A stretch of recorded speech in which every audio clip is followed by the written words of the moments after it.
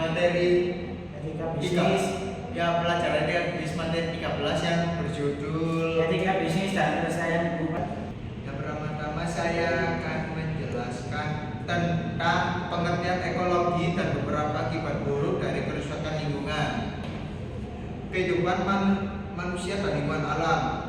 Ekologi adalah ilmu yang mempelajari makhluk hidup, tumbuhan, dan binatang berinteraksi satu dengan yang lain di alam sebagai satu kesatuan ekosistem. Beberapa akibat buruk dari kerusakan lingkungan adalah: yang pertama, penciptaan sumber daya alam atau bisa disebut depletion. Kedua, jumlah keanekaragaman hayati. Ketiga, kesuburan tanah berkurang. Keempat, keterbatasan air bersih. Selanjutnya akan dilanjutkan oleh teman saya. Kehidupan manusia dan lingkungan alam. Peranan manusia dan alam. Yang pertama, satu, menggunakan sumber daya alam secara bijaksana, terutama sekali dan menggunakan sumber daya yang tidak dapat dikembali. Dua, mengadakan penghijauan dan pemeliharaan ekosistem laut untuk menjaga kelestarian biota dan mencegah erosi tanah atas. Selanjutnya yang disampaikan oleh teman saya, Eva.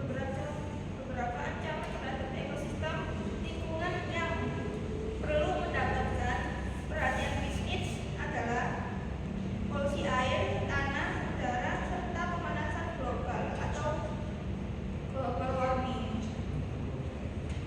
Saya akan menjelaskan polusi air, tanah, dan udara. Polusi air adalah perubahan keadaan di perairan seperti danau, sungai, lautan, dan air tanah akibat aktivitas manusia. Yang kedua, polusi tanah.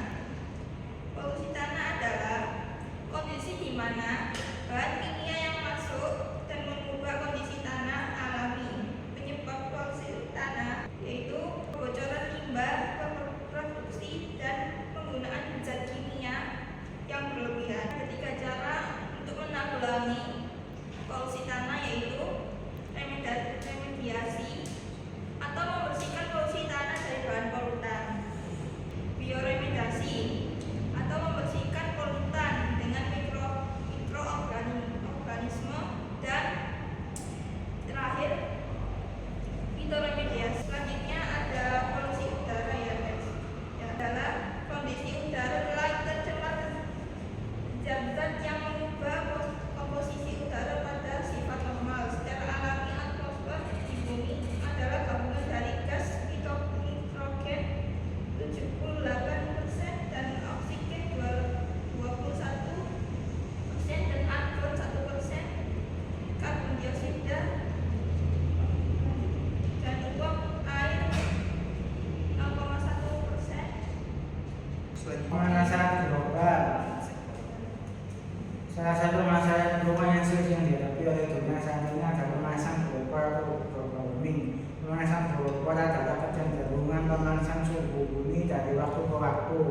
Atmosfer bumi diisi dengan gas CO2 dan gas lain yang melindungi bumi dari panas yang berlebihan dengan cara sebagian panas matahari akan dipantulkan lagi atau efek rumah kaca. Sebenarnya efek rumah kaca atau greenhouse efek diperlukan jika bumi tidak terlalu dingin akan mendukung kehidupan di bumi. Peran bisnis dalam mengatasi kerusakan lingkungan. Perusahaan merupakan organisasi yang mengambil masukan atau input dari lingkungan eksternal, kemudian memproses berbagai masukan atau output untuk menghasilkan keluaran atau output. Prinsipnya perusahaan harus mengurangi dampak kerusakan lingkungan sekaligus melakukan upaya pemeliharaan lingkungan di ketiga proses tadi. Pada proses memperoleh masukan, misalnya perusahaan harus mengambil masukan dari lingkungan dengan cara bijak, mengambil sumber daya dari lingkungan dengan cara eksploitatif akan merusak kemampuan alami alam dalam memperbaiki dirinya. Sebagai contoh, penebangan di hutan tidak seharusnya dilakukan semena-mena, tetapi harus dilestari dengan tindakan memadamkan alam. Contoh lain, perusahaan air minum yang mengambil air dari sumber mata air seharusnya tidak sampai merusak ekosistem dan kualitas air itu. Menerangkan tentang manajemen lingkungan sebagai pengumpulan perusahaan sebagai institusi bisnis tidak bergerak berdasarkan naluri bisnisnya saja, sosial dalam dana alam. Konsep keseimbangan tersebut dengan the triple bottom aim, kinerja perusahaan menurut konsep ini harus diukur dengan seberapa baik perusahaan mendapatkan laba dan kontribusi dalam pengembangan dan perbaikan lingkungan sosial serta alam. Khusus untuk lingkungan alam, menyatakan bahwa perusahaan memerlukan strategi pelestarian lingkungan yang menjabarkan berbagai tindakan perusahaan untuk menjaga lingkungan, memberi dukungan kepada sistem ekologi untuk generasi masa depan, dan melawan segala bentuk praktek yang membahayakan bumi. Memelihara lingkungan bagi perusahaan membutuhkan pengeluaran, tapi pengeluaran ini harus dipandang sebagai investasi. Pemeliharaan lingkungan secara panjang akan menentukan posisi strategis perusahaan. Penelitian menunjukkan bahwa perusahaan yang secara proaktif mengelola lingkungan adalah perusahaan yang sukses. Dengan kata lain, pemeliharaan lingkungan alam yang dilakukan oleh organisasi berpengaruh positif pada keunggulan bersaing perusahaan tersebut. Itu saja hasil dari presentasi kelompok kita yang berjudul Etika Bisnis dan Kelestarian Lingkungan. Saya mengakhiri. Assalamualaikum warahmatullahi wabarakatuh.